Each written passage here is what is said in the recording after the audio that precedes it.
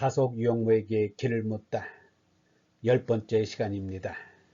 오늘은 경험할 수 있음과 경험할 수 없음의 차이, 경험할 수 있음과 경험할 수 없음의 차이라는 제목으로 말씀드리겠습니다. 세 번째, 인간의 경험, 경험 많은 인간, 경험할 수 있음과 경험할 수 없음의 차이. 있음의 기준에 대한 논의에서 중요한 것은 인간의 경험을 어떻게 규정할 것인가임이 어느 정도 암시되었다. 인간은 흔히 자신이 경험할 수 있는 것만을 존재하는 것으로 믿고 싶어하는 경향이 있다. 더욱이 과학이 만능인 것처럼 여겨지고 있는 현대에 와서는 더욱 그렇다. 20세기 초반 과학의 오만은 극에 달해 과학에 의해 풀 수 없는 수수께끼란 없다고 큰소리치기에 이른다. 어느 우주인이 처음으로 우주 공간을 다녀와서 우주에도 신은 없더라 라고 말한 발언은 이런 오만함의 한 표식일 뿐이다. 우리는 무엇보다도 없음 앞에서 솔직해져야 한다. 그런데 사실 이것이 힘들다.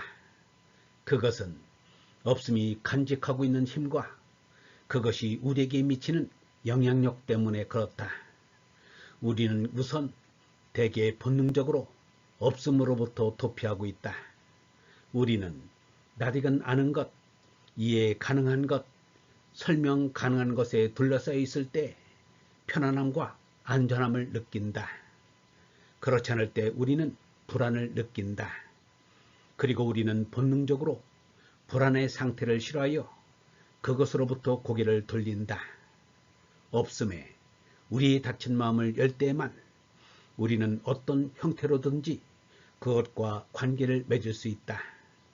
우선 우리는 우리가 경험할 수 없는 영역이 있음을 시인해야 한다. 우리는 신이 아닌 주제에 마치 모든 것을 경험할 수 있고 모든 것을 알고 있는 것처럼 오만을 떤다.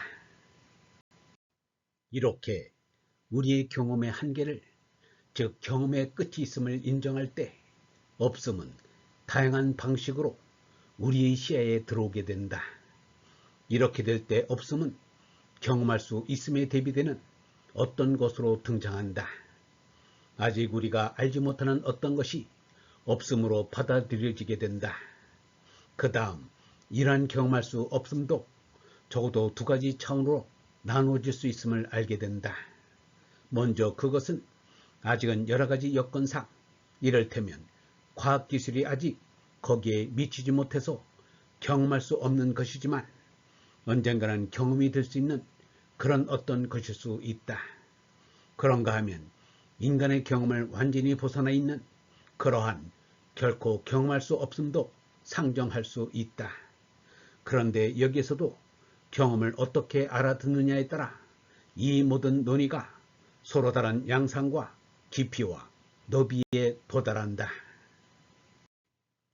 학문적인 논의에서도 경험의 폭에 대한 시각은 일정하지가 않다. 그러나 한 가지 확실한 것은 경험을 어떻게 이해하고 그 폭을 어떻게 정하느냐에 따라 철학 또는 학문의 주제와 방법이 달라진다는 사실이다. 몇 가지 예를 살펴보자. 칸트의 경험 개념은 수학적 자연과학에 방향 잡혀져 있다. 칸트의 경험 개념에 따르면 신은 결코 경험될 수 없다. 비트겐슈타인은 신은 세계 속에서 자신을 열어놓지 않는다라고 말함으로써 신에 대한 경험의 한계를 지적해 주고 있다. 왜냐하면 경험할 수 있는 영역이 그에게는 오직 과학적 영역으로 제한되기 때문이다. 이에 비해 헤겔은 경험 개념 속에 의식의 경험까지 포함시킴으로써 학문으로서 성립 가능한 영역을 칸트보다는 넓혔다. 그런가 하면 니체는 아예 경험 개념의 한계를 철폐하여 경험을 정밀학문의 한계로부터 벗어날 수 있게 해주었다. 이와는 다르게 후설은 엄밀하면서 동시에 너비에서 무제한적인 경험 개념의 토대를 마련해 주었다. 가다모의 경험 개념에 따르자면 경험은 경험할 수 있는 것에 직접적으로 주어진 됨됨이이다.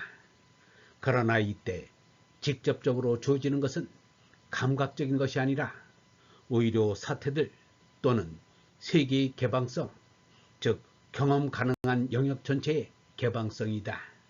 이때의 세계는 언어를 통해 우리에게 영향을 미친다. 언어의 본질에 따르자면 언어는 우리가 말하고자 하는 사태를 직접적으로, 즉 투명하게 매개할 수 있다.